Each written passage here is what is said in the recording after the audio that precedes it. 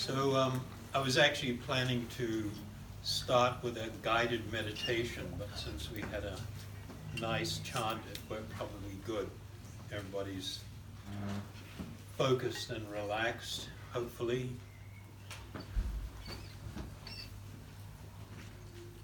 So the topic today is dealing with suicide. Very serious subject, and you may ask, what is my qualification to speak on such a weighty subject? And my brother-in-law, my wife's brother, killed himself some few years back. And it was a tremendous tragedy for the family. But that's not what qualifies me. And the qualification comes from being given a wonderful gift, a gift of spiritual knowledge. In most of the Dharmic traditions, and I mean by the yoga traditions, Hinduism in general, Buddhism, Jainism, etc., they have a very simple formula, and it's ignorance equals pain and suffering. That's a pretty profound idea. The idea is that if you are experiencing in your life pain and suffering, it will always be because, and when I say always, I mean always, and it's a pretty heavy statement, and there's a deep reality to that. When we accept ideas, when we take on board modes of living and ideas that are founded in untruth, when we accept something that is not true as being true, we will always end up in an unhappy place, and to different degrees and different times suffering because of that. The greatest of these untruths is, of course, the idea that this body that I have and the mind that I am using, that this is me. And that is a monumental mistake. And it's so unfortunate that almost all living beings are wrapped up in that concept and idea. And that becomes foundational to the act of suicide. Now, I'm going to say some things that will be actually challenging for people, and people might initially think, well, that's not very kind or very compassionate. But what is driving me to speak in a direct manner is because my heart breaks, and I feel tremendous sadness for the unnecessary suffering that people put themselves through in life.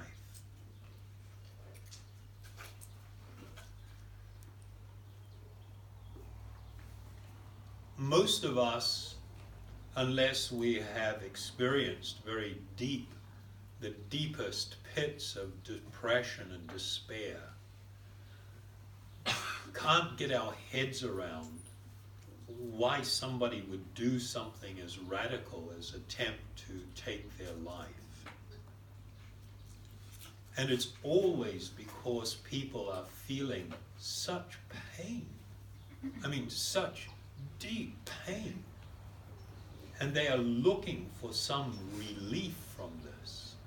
And they come to the erroneous conclusion that that I can kill myself.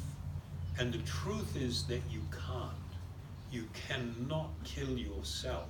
You can kill your body, but you don't kill yourself.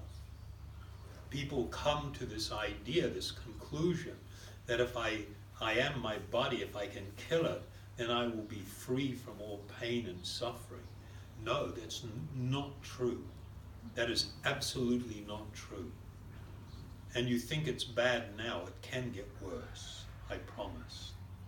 Sorry for the tough love approach, but people need to hear this message, because what always happens when a family member, or in smaller communities, somebody that you know or somebody that you idolize or look up to, a member of a band or something, and you love their music and the way they think and whatever. When somebody takes this drastic step, it has this really deep effect on everyone, that a large number of people will now begin to think that this is an option. This is a tool in the toolbox. If the going gets too rough, this is a tool I can use. And that needs to be cut at its root. And people, especially younger people, need to hear the message. That's crap. That is not true. That is not true. This is not an option. It's not a tool. It doesn't work. You can't kill yourself. You can kill your body. If you think you're suffering now, where is that suffering taking place? The suffering is taking place in the mind. The body, we can generally handle the difficulties or pain and things. And the body has this mechanism that if the pain becomes too much, you kind of lose consciousness. You faint, or go into this state where you just switch off. The mind, you can't do that. Your mind, when you are trapped in this cauldron of doubt or suffering or feeling alienated or feeling alone, you can't just switch that off.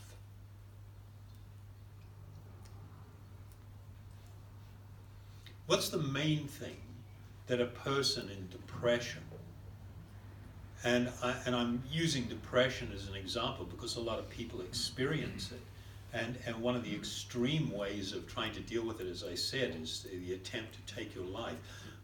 What is the main thing that people are focused on in a depressed state? Themselves. Huh? Themselves. Fantastic.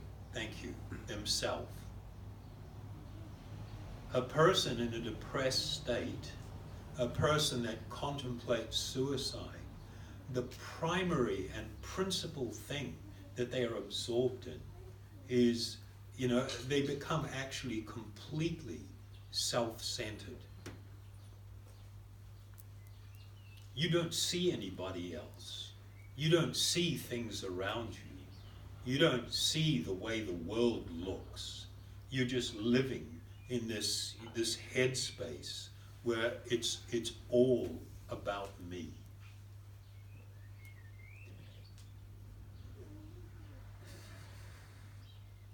And it's such a bummer, the whole, technology thing, and how they've, developed these weird platforms like Facebook. And they use these terms, selfie. That's just such crap.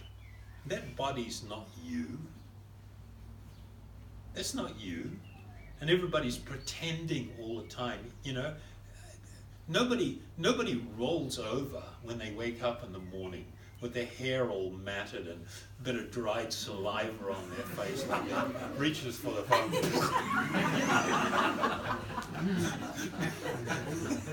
Nobody wants to keep it real.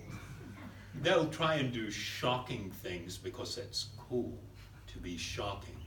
But in terms of just being, really real, I mean, why does everybody hold the phone up when they take pictures?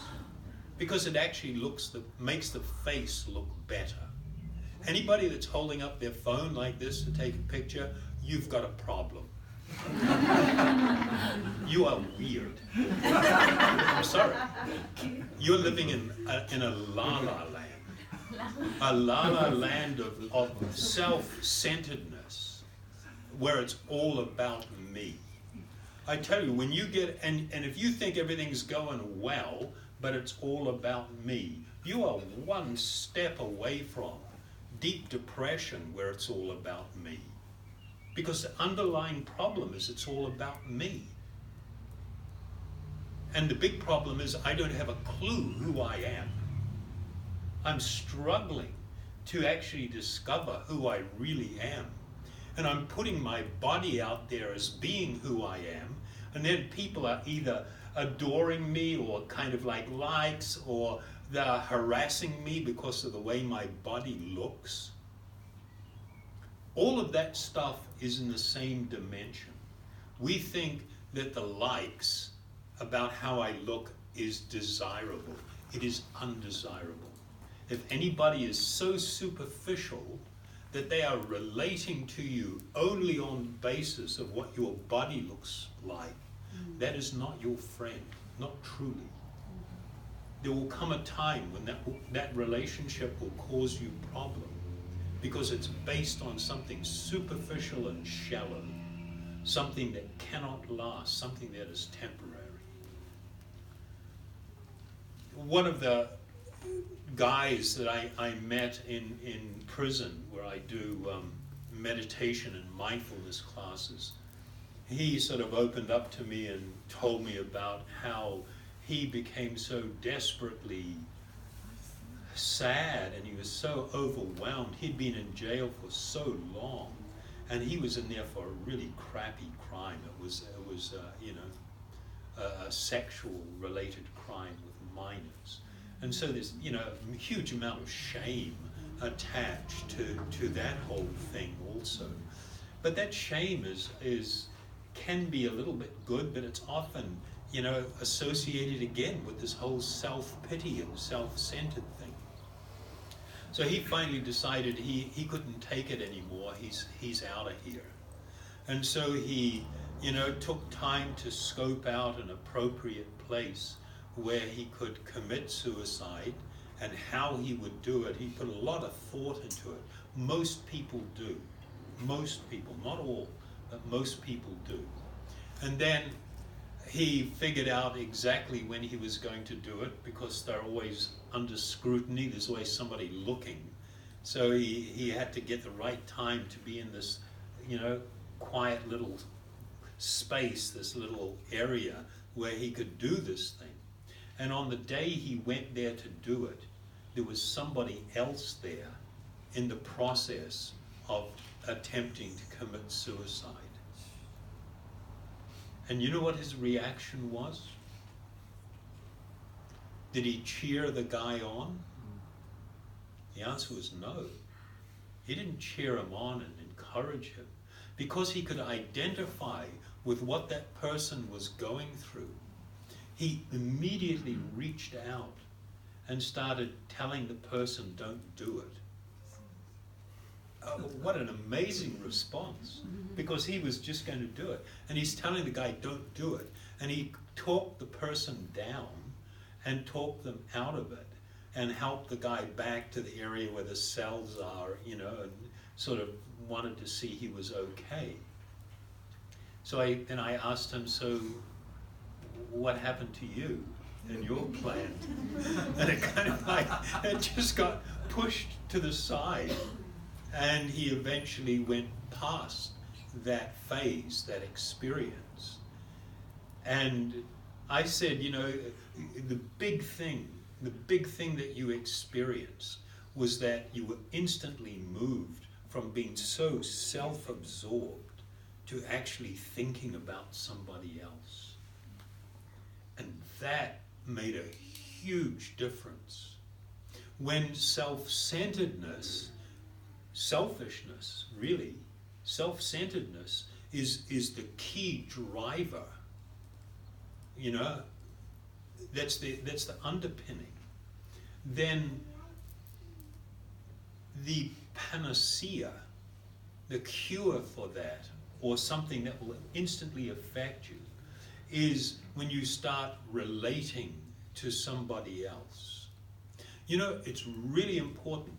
You should never hesitate to bring up with someone that you suspect may be going through a tough time.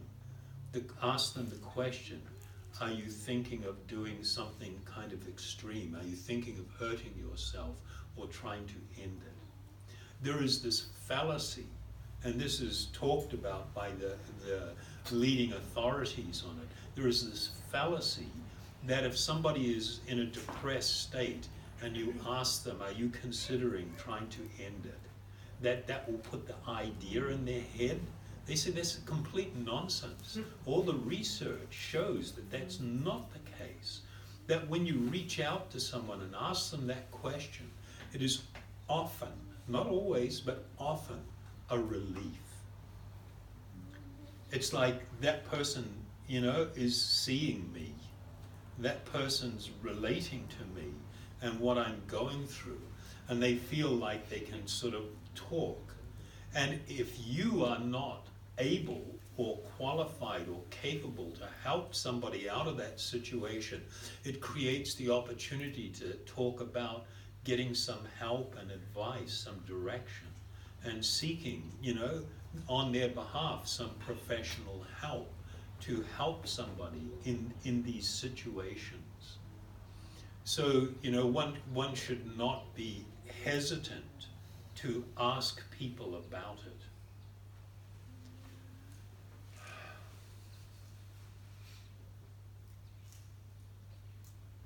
Something that really upsets me also about the whole social media thing and just consumer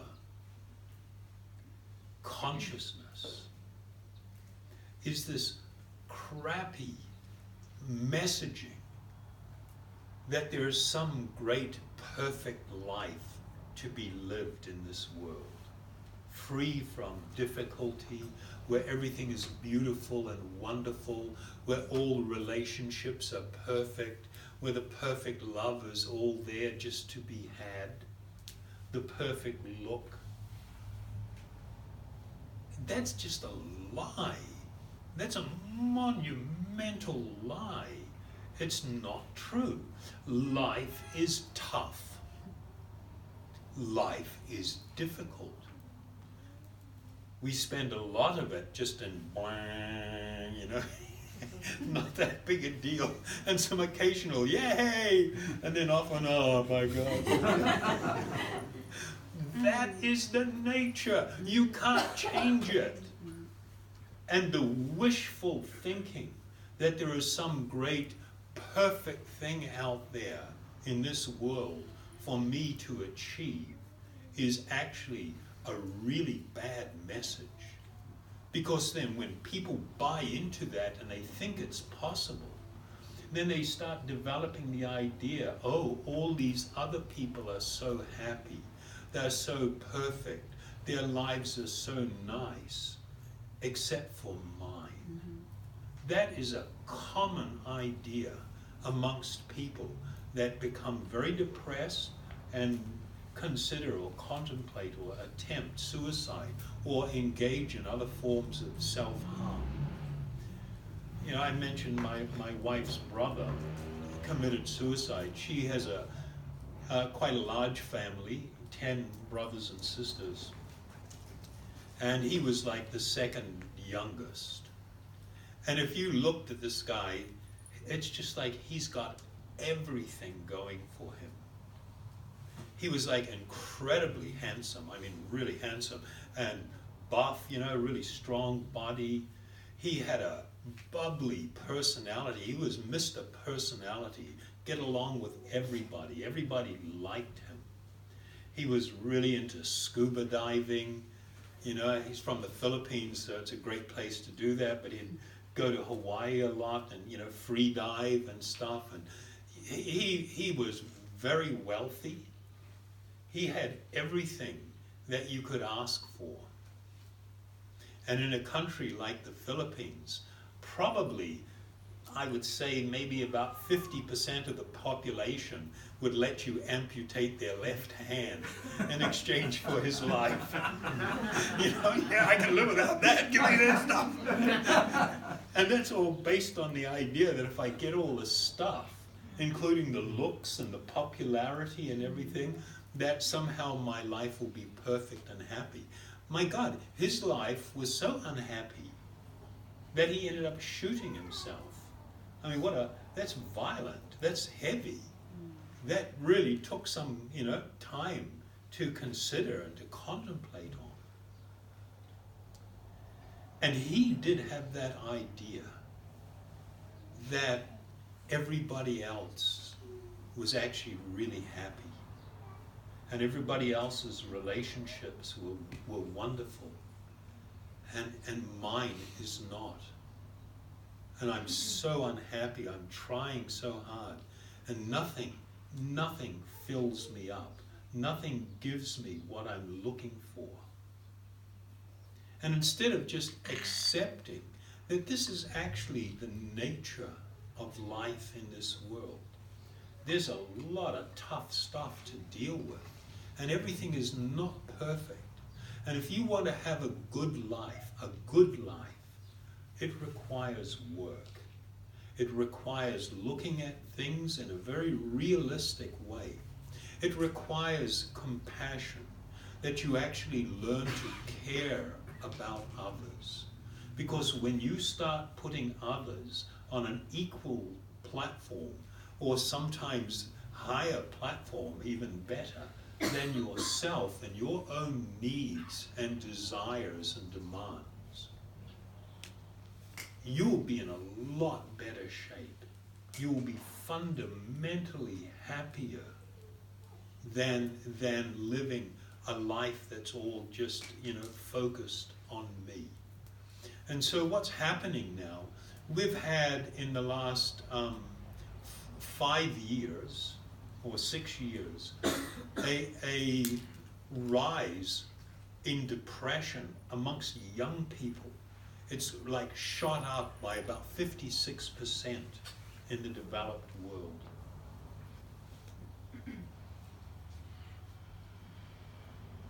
The mental health, and now mental health is not just people that are schizophrenic, you know what I mean, that are actually working with a debility, you know, something that we're really struggling with. Now, unhappiness in general, dissatisfaction has all become part of what the mental health industry works with, and that's bad. When you think that just because you're unhappy that you're sick, that is horrible. That is a monumental lie. You can be perfectly healthy and unhappy. It's okay to be unhappy. You don't have to get depressed about it. It's just the nature of things. I've mentioned sometimes before, you know, that English comedian Russell Brand. You know, I got heaps of respect for that guy. He is a very smart guy, and he struggled with massive addictions, a variety of them. And then he wrote a book about it, you know, and he really got into trying to understand, and he explored. He's a really deep thinker. And he was talking about his problem. He was like so well known, and he was so popular, and he just loved getting stoned and loaded and having unlimited sexual, you know, activity that was freely available to him. He said, I loved cocaine. I loved it. He was snorting it. Then when he wanted everything quietened down, he was shooting up heroin.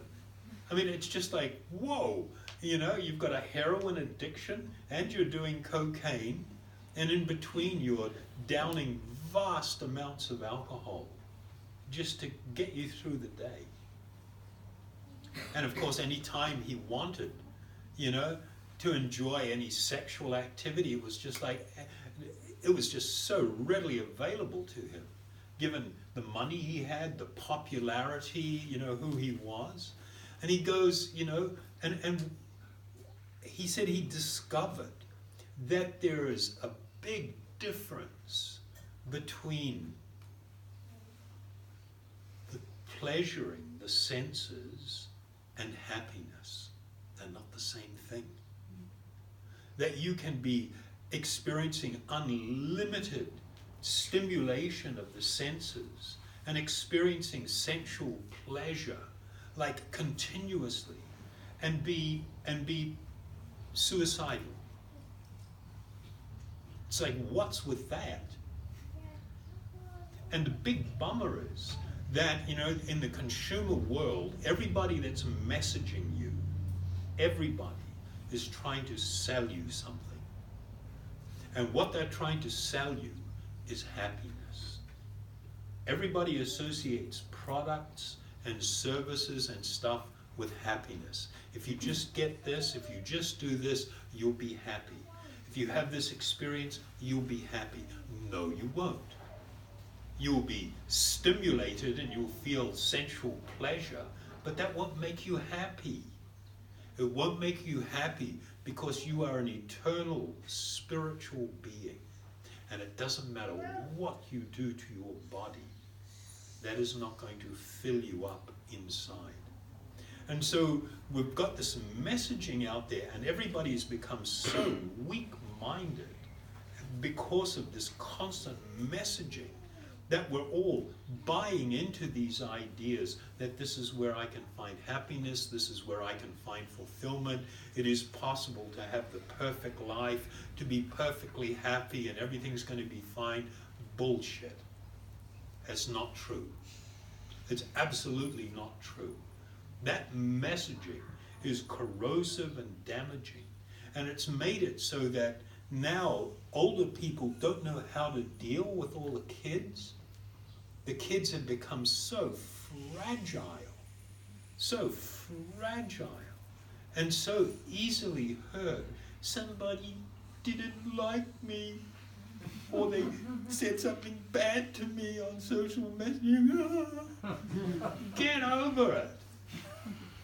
I mean, the older people, they grew up in a time where we would have hammered into us, sticks and stones may break my bones, but names will never hurt me.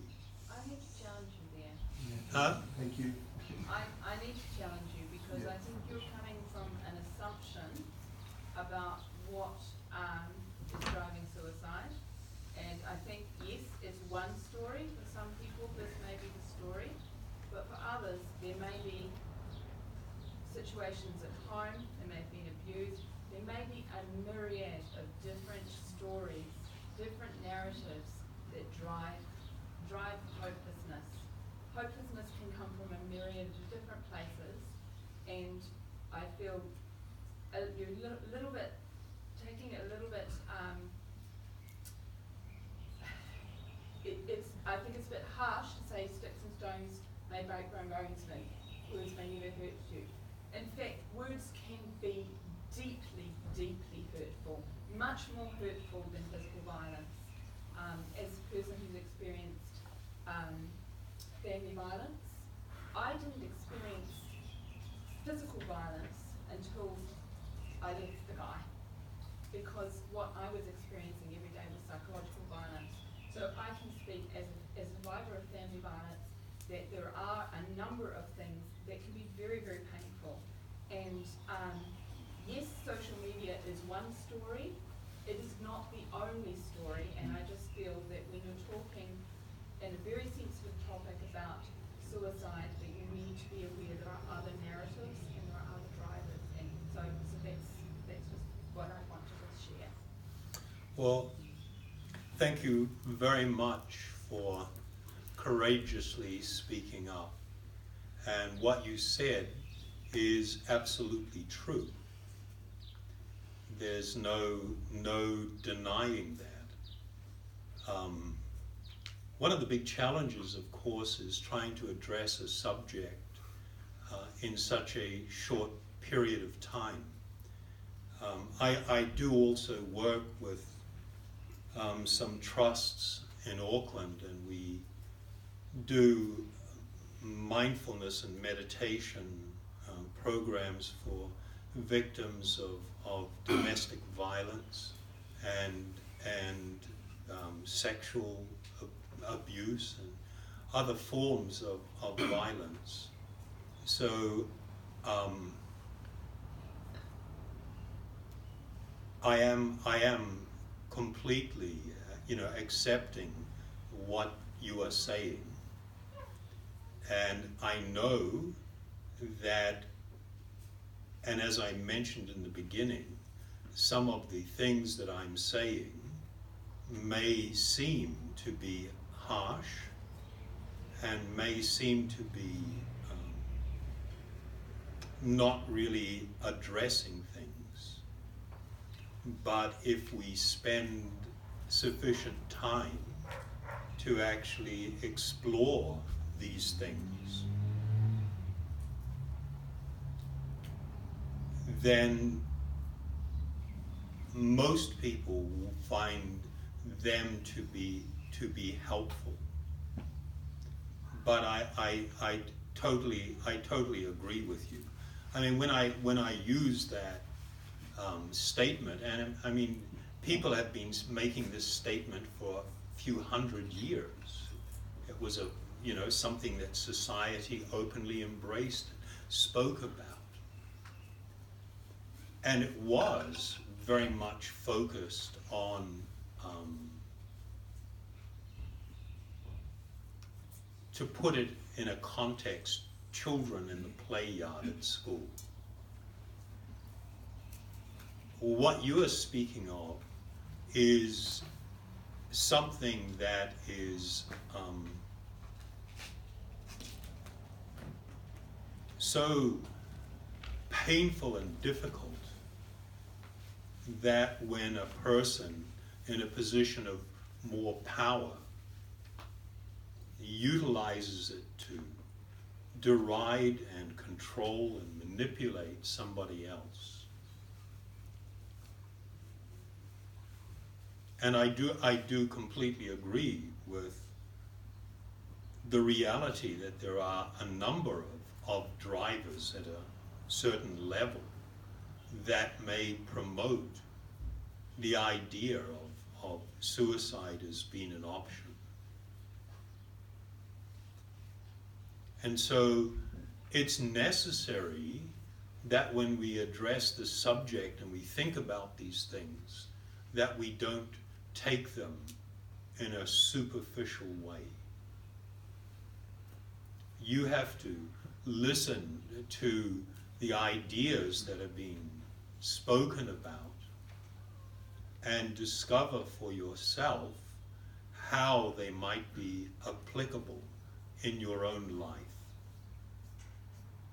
It's actually really difficult to address things in generalities, because people's situations are like it's so challenging and it's so difficult. I'll give you one example. In one of the courses that we run in this place for family violence and sexual violence, there's usually a group I'll deal with of about 12 people at a time. And because of what people go through, sometimes it's very hard to hear a broader message. And I'll just give you something as an example. As part of the course that we teach, one of the things that we deal with is forgiveness. And you cannot imagine how challenging forgiveness is for someone who has been truly wronged, and especially when it's violent, physical violence, sexual violence involved, mental violence. You know, how crippling it is when people are subjected to something like this. And then when they finally develop the courage to seek help and to try and step away from it, they're going to receive a lot of different types of guidance from trained professionals how to deal with things. And when you raise the issue of the need to learn forgiveness, most people hear the message that somehow I'm condoning or justifying or making light of something that has happened. And it's, you know, that is the wrong way to understand the message. It's not about justification, granting permission, allowing something to happen in a certain way. Absolutely not. One woman, you know, she had such difficulty. One of them left the class. Another one, you know, cried and then came back the next week anyway. And when I spoke to her, I told her, you know, what I'm speaking to you about is particularly painful and difficult, but you have to understand what's driving me. I don't want to see you continuously victimized by this person, by holding on to your anger at them and reliving those situations over and over, because while you cannot and do not let that one go, you will be continuously victimized by that person. They may be in jail, they may be in another country, they may be somewhere else, and you maybe have, you know, gone 30 years down the road, and you're still trapped in that person's prison, and they are the jailer and they have the key. And to learn how to step out from that person's influence and their shadow and their grip is an incredibly challenging thing to do. And it requires trying to look at things from a completely different perspective. And so I understand that it's so hard, and I understand that you're so angry because what happened to you was so bad. It was just not right, and they shouldn't have been allowed to do it, and people turned a blind eye, and you know, there's just a lot of hurtness there. But while you hold it, I'm not saying to try and ignore it and try and, you know, there is a need to learn how to process it, to create a perspective, to deal with things that come your way in life, very difficult and challenging things. And it is necessary if you want to become free from that, where you can actually truly become free and start a new type of life. So I knew today is going to be a challenging day. And I laugh, I'm laughing at, you know, my own self and my attempts, which are filled with fault, trying to find a broad message that can actually be helpful to people. But it is necessary. We have to learn. We have to accept certain things, just like what was being spoken about in that situation, where somebody is continuously abusing someone, particularly, you know, mentally, and really causing them grave and serious pain and harm, that we become very conditioned mentally to situations. This happens with the way in which we relate to friends and foes, society in general, our online presence and experience. We become very conditioned by these things. And in order to become free, there is going to be a need for a radical shift. It can't just be like a little tiny shift. It's going to have to be a radical shift. We want to break habits. We want to break certain types of conditioning. We want a new start, and to be able to look at my life and things in my life from another perspective. There's a pretty cool image that I saw, which I will post. I do use Facebook.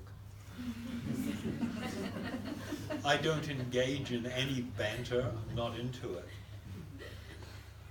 I don't care about how many likes or not I have, because everybody's there. It's a right thing to do, to try and put some messaging that counters what's going on in everybody's life. So yeah, I'm there, but I don't encourage it. If you're there, you check it out.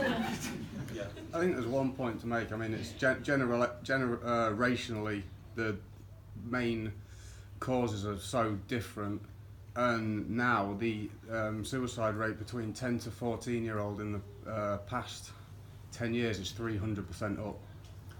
Did you hear that? Can you hear? So, maybe 300% up. So he's just saying that, you know, the past and now is so different. This big generational shift, and now, and this is in the Western world, in the UK. I can't remember the country. Okay, exactly, can't remember the country. But he's saying between the ages of 10 and 14, that mental. The rate of suicide is 300% up in the last 10 years. 300% up. And I totally embrace that. You want to say anything else? No, that's just the main point being, I mean, what's changed in that time? It is social media, it is personal branding and holding those expectations of children not being able to meet any expectations, and the crazy level of dopamines they're experiencing through gratification. Let me just say something, and you'll get you jump in. One of the things that social media does, it breaks down social. The more time that you're absorbed in this or on the internet, you are not having personal relationships. And kids are on devices at young ages, in their bedroom, or even if they have to sit in the living room, in the corner, everybody's into their own thing. And even if there's like 3 or 4 of them, then sometimes they'll message each other or show them something online, then they're back into their own world. This is not socializing. People's social skills and their awareness of individuals and dealing with people has really plummeted, severely plummeted. And it is a massive contribution. Older people didn't have that experience growing up. They were confronted with a life that was more difficult and in a lot of ways tougher. And you had to sort of like grind your way through it. And they experienced different kinds of things. I'm just talking in broad terms. And there wasn't these unrealistic expectations. People thought it was totally cool to be a farmer, or totally cool to be a mother and a housewife. That it was okay to work in a shop. That this was all okay. This was part of the life experience. There wasn't all of this unrealistic expectation that's been promoted. I was just going to add, like, you're talking about the last 10 years of social media, but don't you also feel that it's more existential than that with regards to people's, everybody's underlying stresses about the nature of it and the environment in our home? And I think that's I think it's both, like, but I think it's remiss not to Okay, include that. I totally agree with you. Yeah. Totally agree. You know, and I think a big driver Yeah. is that people are becoming more disconnected from each other, more disconnected from the world. You know, I think you need to also look about gay children, trans children. For them, social media can actually be a protective factor because it actually connects them and validates their existence and their experience. So I think, again, because we're talking in generalities, I think Yep. we miss the Some of the fine individual points. narratives and you know, we can talk about sort of the social trends of things, Yeah. like social media and things like that, and the dangers they bring.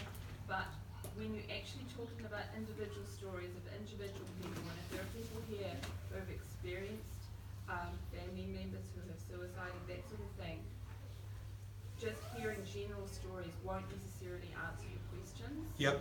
And that you need to actually Yeah. No, I you totally. need to take and you need to listen and take things with a grain of salt and pick the things that actually are true for your family, are true for your friends, and that's really what I just wanted to say. Really, Okay. is that you know you can't find the answer to the issue of suicide. It is very individual and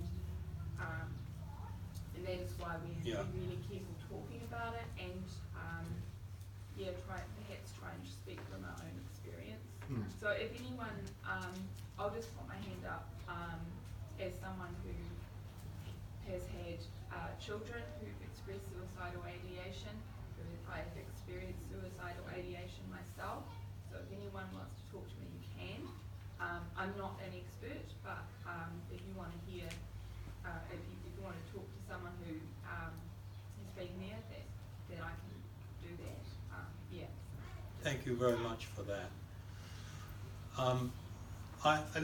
Let me just add one thing. I mean, when we talk about these things, everybody's going to, you know, if we've got, say, 50 people in the room, we might have 50 different types of experience. There's only one person talking, and it's possible for 50 people to hear things differently.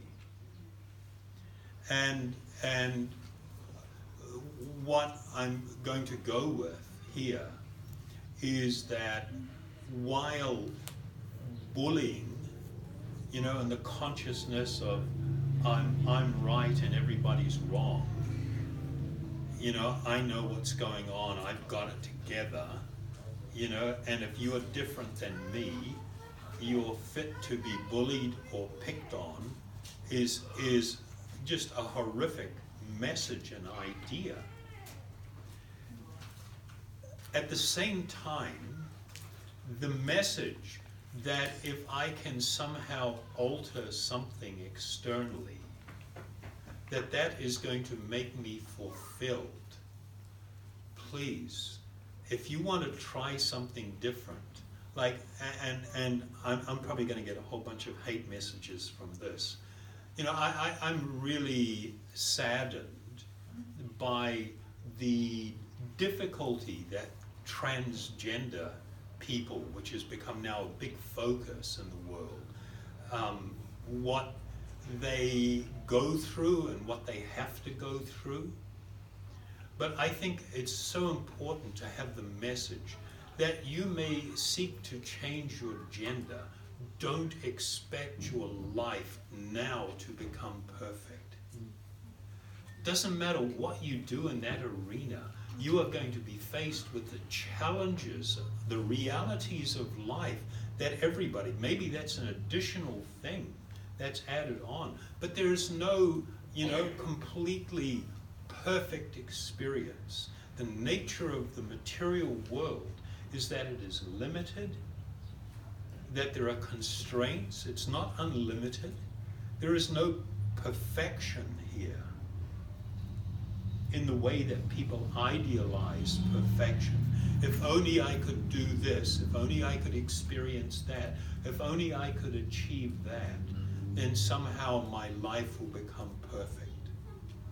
You may have a desire for some change and to try something and to do something and whatever.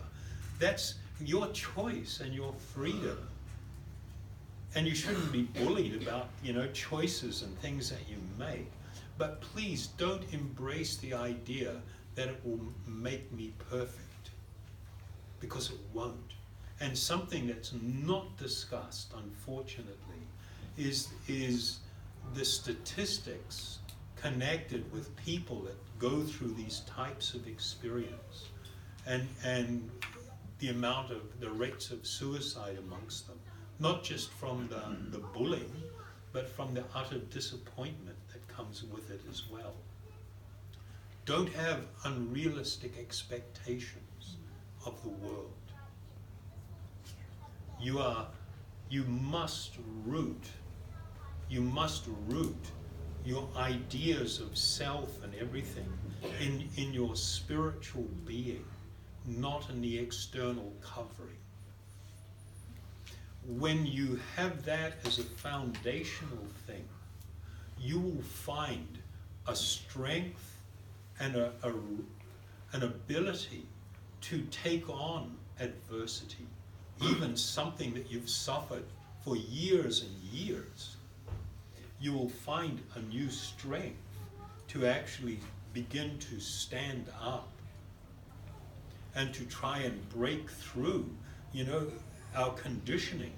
And I just use that same example of domestic violence, where women are beaten down mentally and physically, but mostly mentally, beaten down into the state. And then they just surviving day to day with responses that they have learned, all this conditioning, that when you become founded in this deeper understanding that you are an eternal spiritual being, you have a right to experience true happiness. It is possible for you. That you are worthy, that you are lovable, and it's based on this spiritual identity. Then it begins to manifest as a new kind of strength and a stability where you can begin, that story I told you a couple of nights about that enforcer guy, he's a murderer and a heavy guy in one of the gangs. And after going through this experience, and he took it on board in a really amazing way. And then he told me at the end of 10 weeks, he discovered that his entire life, because of the shitty childhood, the way he was brought up with violence and everything, he had developed this hard exterior. And he was relating to the world with this hardness, everything. He said he thought of it as being assertive. But he said now he has to admit that the whole time he actually was scared inside. And this bravado, this toughness that was often manifest in violence and dominating people and everything. He said he was hiding what was really going on inside.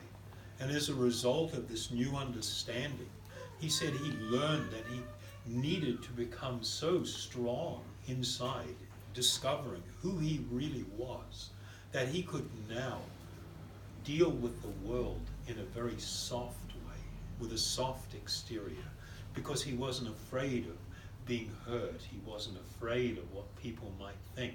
He was very, felt great strength in this new inner spiritual identity and being more focused on that. So I can promise that even if you are skeptical and there are doubts or whatever, if you, and whatever your situation is, if you grow this stronger, deeper understanding and become more connected with your true self. The person, not what everybody else thinks of you and everything, but your true self. You will find an amazing strength and ability to stand up, even to extreme bullying forces in your life, and to be able to speak truth to power, as they say, to speak in a truthful and honest way, and deal with things that doesn't invite, an extra layer of violence, but causes somebody else to start thinking about things. I've had, is this a tough message or?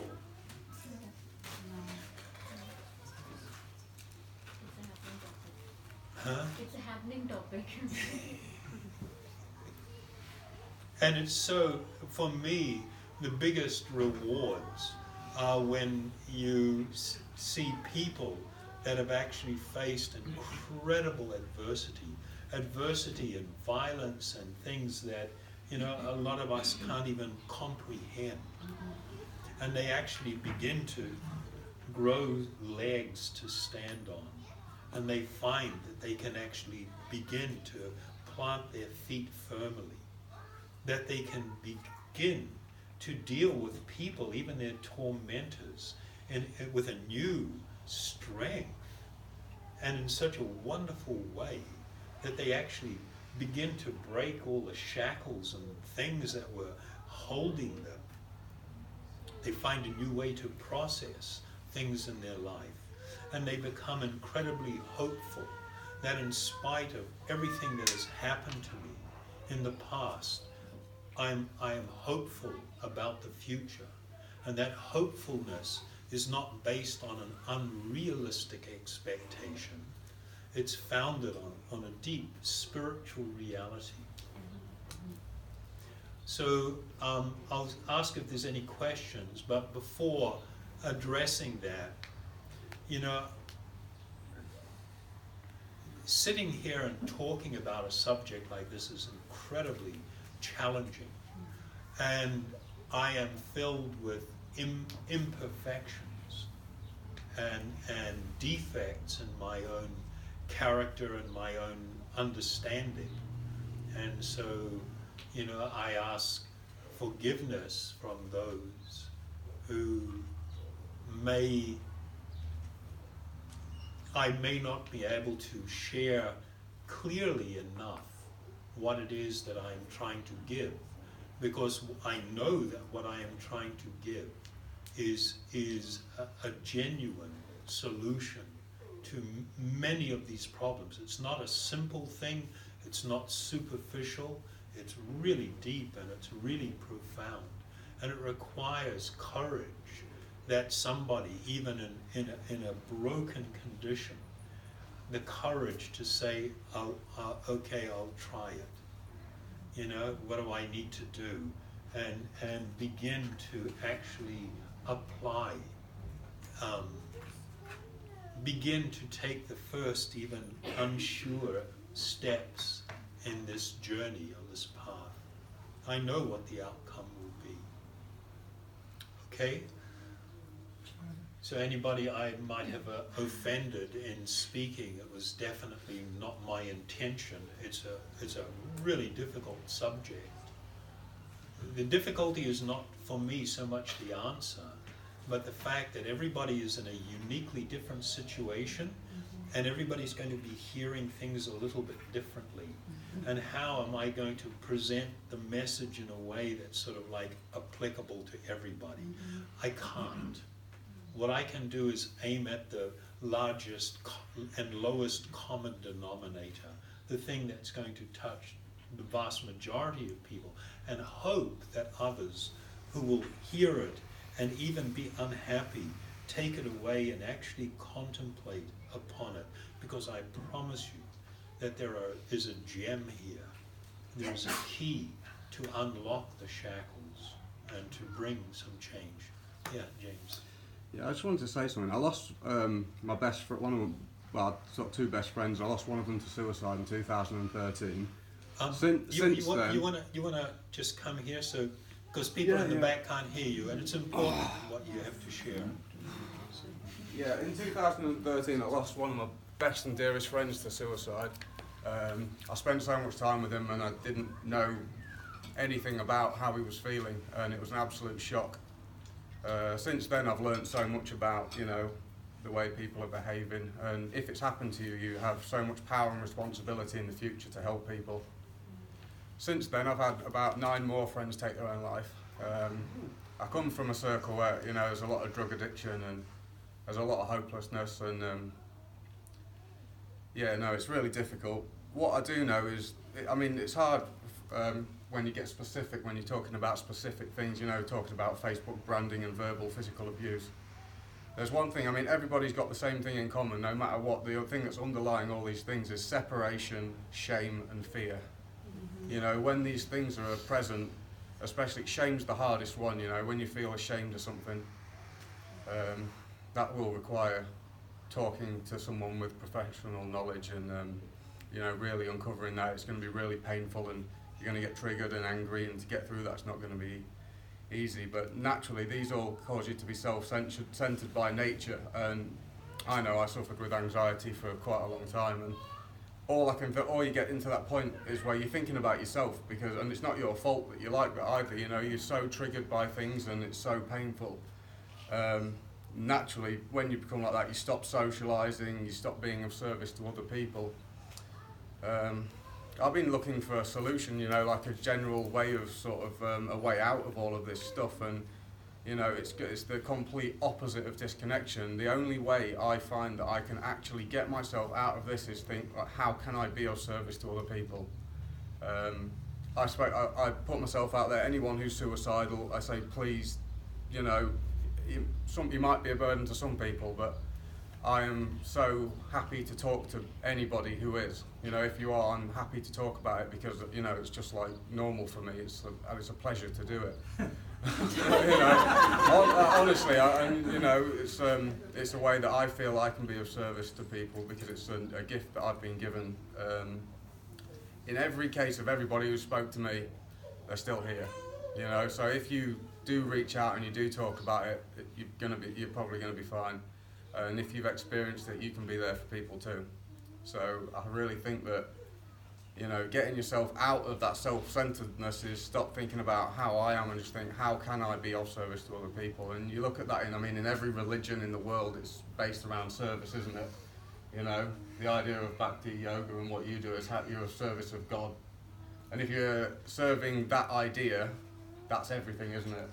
You know, you couldn't be of greater service, because when you're of service to God, you're of service to absolutely every single person. There's no separation. Yeah. Thank you very much for sharing.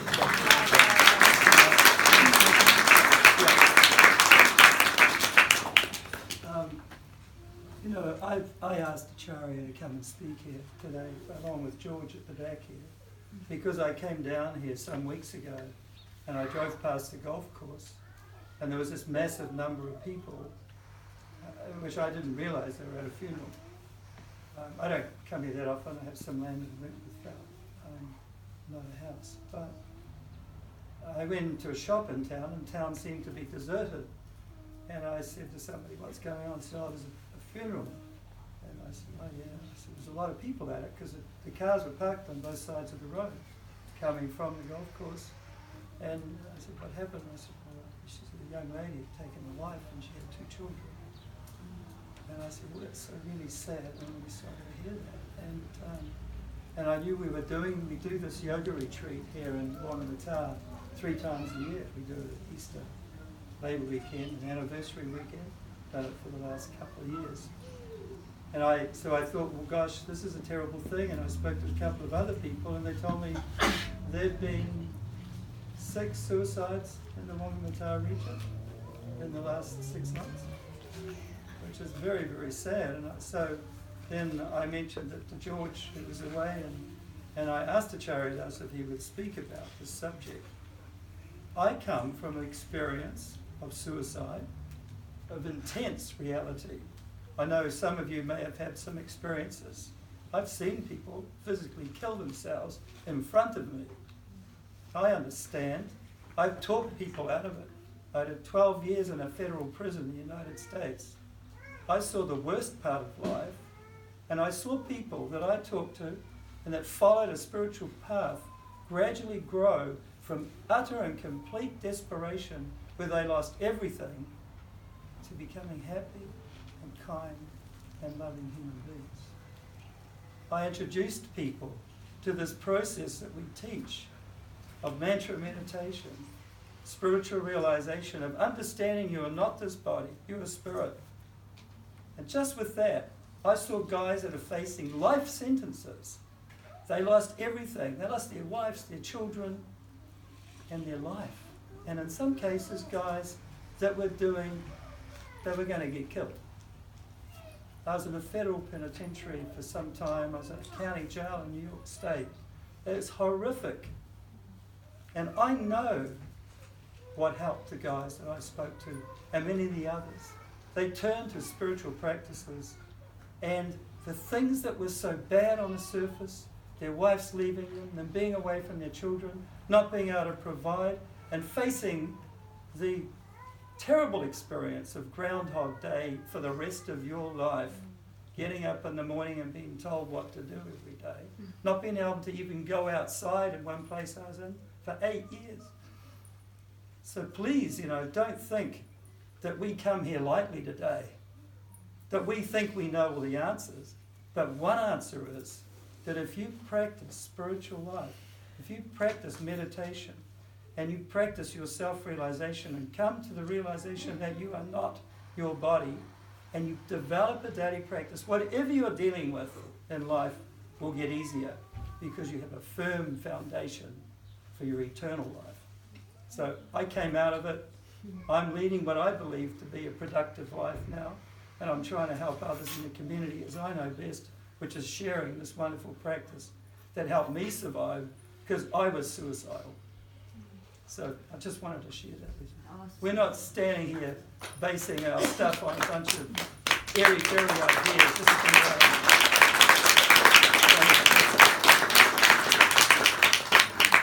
Thank you very much. So, and just before I close out and see if there are any questions, what James brought up is incredibly important. If you want to help somebody that's in a depressed state, their disconnection from everyone and everything and the world is like probably one of the leading symptoms that you might be able to identify if you are a friend or you know someone or somebody's going through something. And you should see this wanting to withdraw and disconnect is a dangerous sign. With the exception of great and saintly yogis who withdraw from the world into a cave and spend their time in profound meditation and heart-to-heart connection with the Supreme Soul. Anybody else that's manifesting signs of withdrawal and isolation, you should know that this is a problem. And identify in your own life. And reconnecting with people. When somebody goes into that state, just physically going and grabbing them, let's go for a walk. Yeah, but I'm a mess. Who gives a shit? Throw on a jacket, we're going for a walk. And just to get somebody, even if you don't engage in conversation, but when they feel human contact, and it gets you out of the being totally alone, which is what self-centeredness is. It changes people to reconnect. Exercise, doing some form of exercise, alters, it shifts things in the brain and the physiological reaction and everything, which influences the thinking. Physical activity is important. And helping people come to appreciate what they have in terms of even if it's a relationship with your dog. I mean, it's, to be able to share something with someone else is like really, really important. And you'll find in my talking to people that have really come to the brink of suicide, there are a number of people that were so close to doing it, and the thing that stopped them was the idea of how much their mum or dad or husband or wife or children or brothers and sisters or friends, how sad they're going to be. And to talk about that with people in a depressed state, or who are openly stating that they're considering it, and for them to think about that actually is not a negative pressure. It's utilizing established relationships that we have, that we've shut off, that we're not thinking about, to break down that door and make people aware and think of that is often going to be enough for some people to make it so that, okay, I'm going to go to sleep tonight and I'm going to wake up tomorrow and let's try and face another day. That's a huge victory. So as James pointed out, you know, the thing that really brings people out of stuff big time is the idea of doing something for others, to show kindness, to offer some help or service to others. This one will completely shatter the walls of self-centered isolation. Mm-hmm. And I've mentioned before, you know, this group in the UK, they've got a website called actionsforhappiness.org. They're all psychologists and sociologists, they're all professionals. There's not even a religious thing mentioned on the site or anything. I think they're just doing it from a totally scientific point of view, and it's all data driven. And they talk about 4 things that are absolutely essential for people to be able to, you know, to experience happiness. And all of them are important, but all of them are focused upon relationships and upon others. And the third item, which I'll just read here, they state, and again, this is based on science and data, not emotion or anything. Helping others is essential for a happier life and a happier society. And then in the subtext, self-centered individualism is not the route to happiness. Helping others is of course good for their happiness, but it also makes us ourselves happier and healthier. Giving connects us together, provides us with a sense of meaning, and makes us more accepting of ourselves and others. So the helping people break the isolation that may come from being in a certain state, the way that we're choosing to respond to adversity in life. When you see somebody, you know, closing down, take steps to break that barrier, even if they're not willing to talk about it and everything. People withdrawing, not good.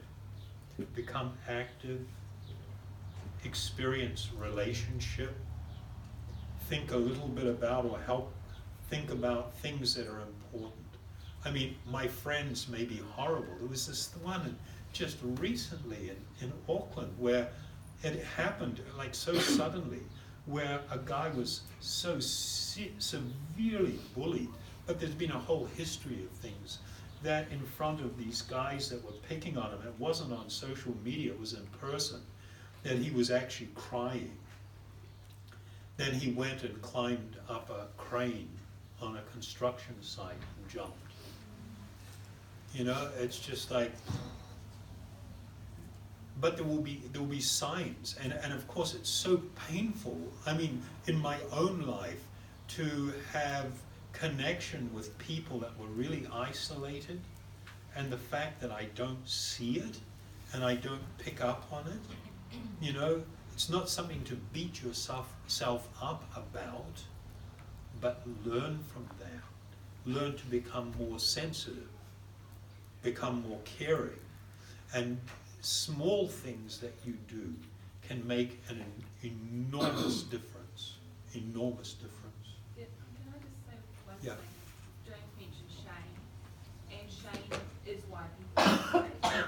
So, one of the things, first thing I said to my daughter when she disclosed suicidal ideation is I said to her, a lot of people have these thoughts. So that demolished the shame. But just saying that a lot of people have these thoughts.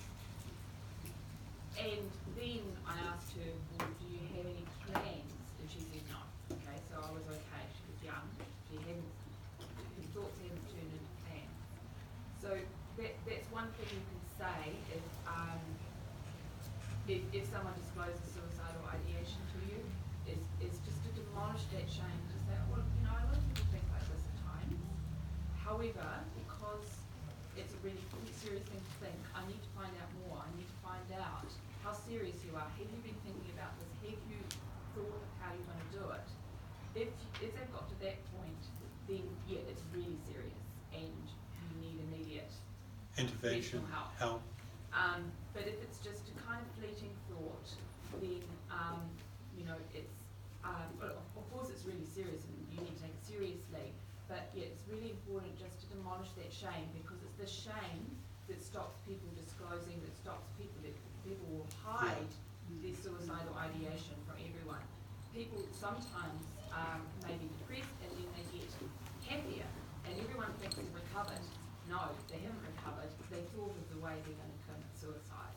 So that's why you just have to keep that dialogue up and just be aware that it's shame that's causing them to withdraw from you. And that's why I was a little bit worried when you said selfish.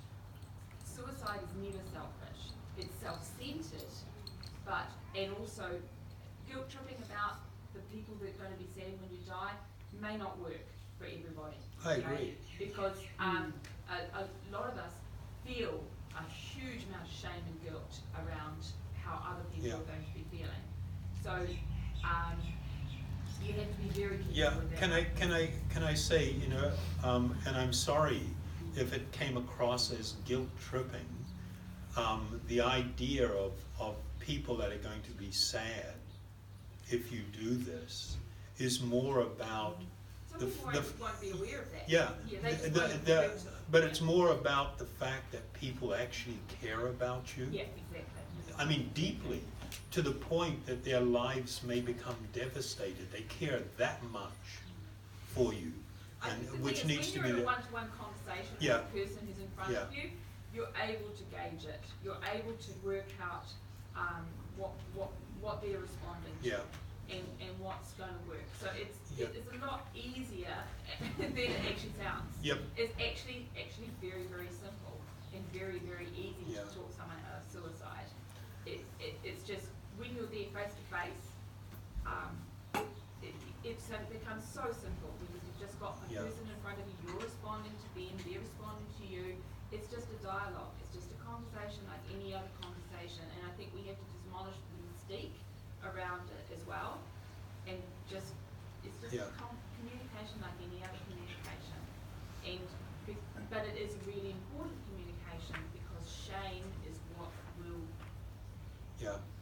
will cause And actually make everything worse. To reinforce what you said, when you ask that question, not only does it tend to break the shame, but it also breaks the isolation. That's right. Where I'm thinking it's only me in this situation. The fact that others, you know, what you're doing is actually shifting their thinking from just being here, oh, there's others, you know, which is establishing connection with others, which is so helpful. So thank you so much. And I hope that you will be able to take something away of some benefit. I know that you will. You need to sort things through for yourself. Yeah, James.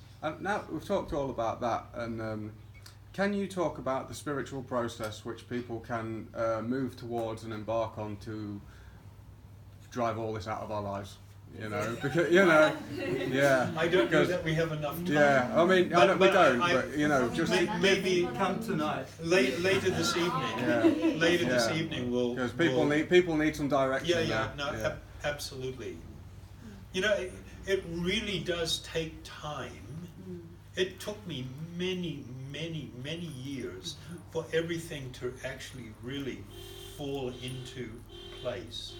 And the reason it could fall into place with such clarity is because while engaging in this process, this process is transformative.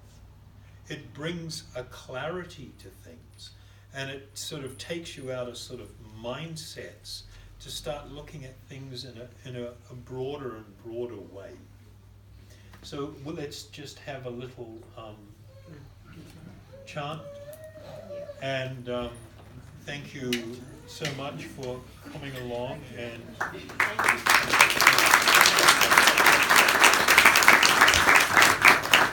in the right place. Huh? You're in the right place in the right moment, and everything you're doing right now is perfect.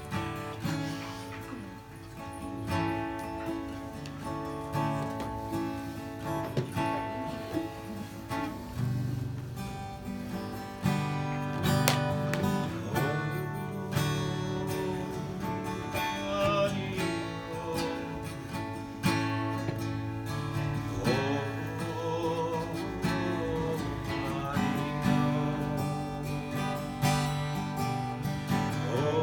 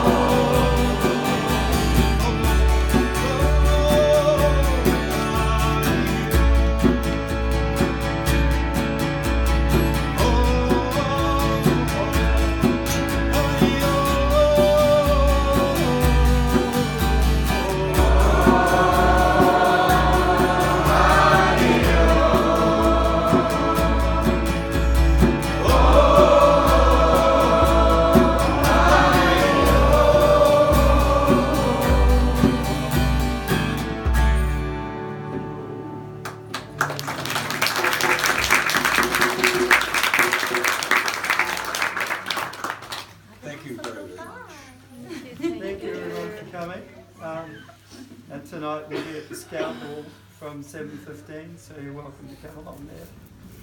Experience some of this mantra meditation. What we teach is not only group chanting, mantra meditation, but also individual practices. You don't have to be part of a group to do it, but it works. I'm living testament of that. Otherwise I wouldn't be here. Okay. I would have topped myself, as they say. 3 friends, 2 guys I was business partners with for 25 years, killed themselves in the last couple of years. And I just can't understand in 2 of the cases why they did it. And they didn't communicate with me at all about it, and I was their best friend. Isn't that incredible? So this whole thing really concerns me, and I know a lot of you are very concerned about it. So I'm always available to talk to anyone. I think anybody that knows me knows that. And if you guys take that same message out to others, just give them this simple little method that we're giving people, because it's something else. Apart from all the rest of the noise about this issue, this is something else. It's something you can do at home on your own, and it helps. It helps. It really helps to practice mantra meditation. So thank you so much. Lovely to see you all. And getting on the lighter side of things, 2:30 at the hall, if anybody wants to do anything different this afternoon, like take a bike ride or walk to the waterfall or go to the beach, we'll work out what it's going to be then, but I'll be there, okay? At the Scout Hall, 2:30.